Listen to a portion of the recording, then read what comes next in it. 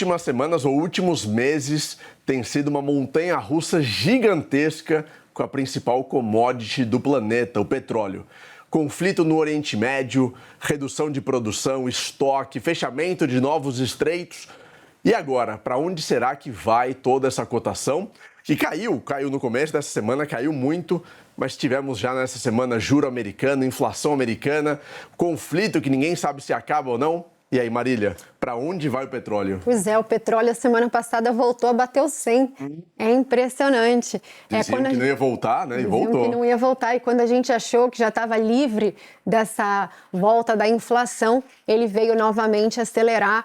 Claro que durante a semana a gente teve uma ida e volta em relação ao governo, se a guerra ia ter o cessar-fogo, não ia ter o cessar-fogo, as negociações continuaram, as negociações pararam, mas fato é, o petróleo voltou a preocupar a cabeça aí de todos os investidores.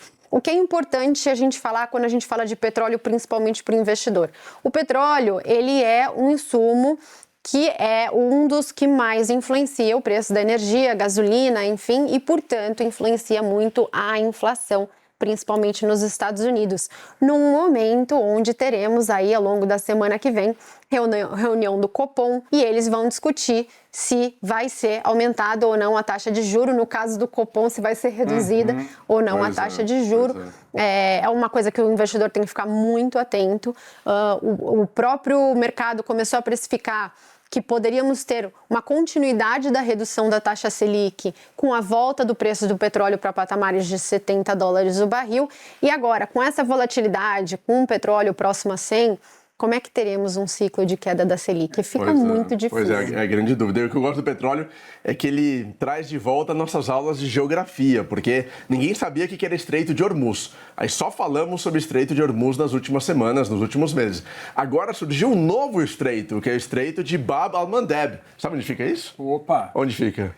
Oriente Médio. É um estreito que fica com esse nome, né? Entre Iêmen, Somália, Eritreia e Djibouti. É onde tem, inclusive, a maior pirataria do mundo. Exatamente. Olha aí, Thiago tá atualizado nas aulas de geografia. Porque...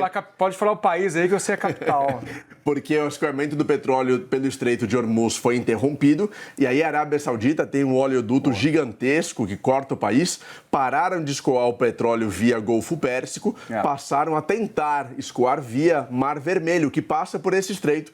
Foi atacado pelos Houthis do Iêmen. Então essa disparada do petróleo não teve tanto a ver com o Estreito de Hormuz, teve a ver com esse outro estreito que é ligado a um grupo, controlado por um grupo ligado ao Irã. E no final do dia a gente vê como a inflação continua muito pressionada pelo petróleo, como a Marília mencionou, e como a gente precisa ter estratégias, como os investidores precisam ter estratégias de diversificação, e o Thiago fala muito sobre isso, de dolarização, de ter investimentos internacionais para que você não fique aprisionado nessa volatilidade e possa, de uma forma, também ter esse patrimônio em dólar, né, Thiago? Sim, total, isso faz todo sentido, é estratégia de longo prazo.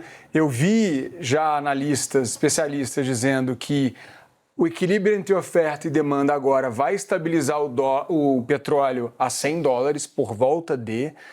Por um lado, estão dizendo que não vai aumentar muito mais do que isso, ele voltou, vai ficar, parece que vai ficar, mas nesse patamar um pouco mais alto. E aí você que está com essa estratégia de investimento, dolarizando a sua carteira, investindo lá fora...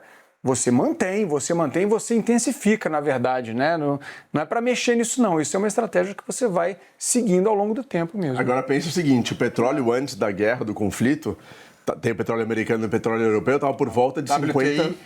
E o Brent. E o Brent é o do Mar do Norte, né? Que fica ali entre a Inglaterra e... Vamos lá, geografia aqui, né? Mar do Norte, ali entre a Inglaterra e a Noruega, que tem o petróleo Brent, que é o base, é o petróleo relativo. O WTI fica no Texas. Olha aí, o cara tá afiado na geografia. E é armazenado em Oklahoma. O cara tá afiado. Tá vendo? Mas olha, antes da guerra, o petróleo estava por volta de $50 a $60. Sim. Se o petróleo estabilizar em $100, a gente tá falando de 100%, quase 100% de aumento. Claro que, não vou dizer que a inflação vai subir 100%, mas obviamente que isso vai impactar negativamente a inflação ao redor do mundo. No Brasil, inclusive, nos Estados Unidos, e como a Marília mencionou, temos Copom na semana que vem que precisa lidar com isso. E, inclusive, é uma conversa que eu tive com os leitores do meu Twitter que é o petróleo a 100 é positivo ou negativo para o Brasil? Porque os investidores entraram na Bolsa Brasileira, os investidores estrangeiros entraram na Bolsa Brasileira porque o Brasil é um exportador de petróleo, commodities em geral, e a valorização do preço de petróleo beneficia a Petrobras, beneficia as outras empresas como Prio, por exemplo, as menores, né, petroleiras. Só que, por outro lado, ele pega a inflação, ele deixa a nossa taxa de juros um pouco mais alta, a gente está num cenário de dívida pública crescendo de uma forma acelerada e prejudica muito a estabilidade macroeconômica, um juro alto no Brasil. Então, o petróleo é bom porque a gente é exportador ou é ruim porque aumenta a inflação no momento que a gente está com uma dívida pública Qual que é o veredito? acelerando. Eu diria que é pior. a dívida pública. Isso prejudica também empresas de varejo, a inflação vai corroendo um monte de coisa. Diferente, por exemplo, de um tempo atrás, que a gente tinha uma dívida de 40%, 50% do PIB, e aí sim você pensa mais no lado da exportação. Agora eu acho que a gente está com uma dívida too big, grande demais para desconsiderar. Boa.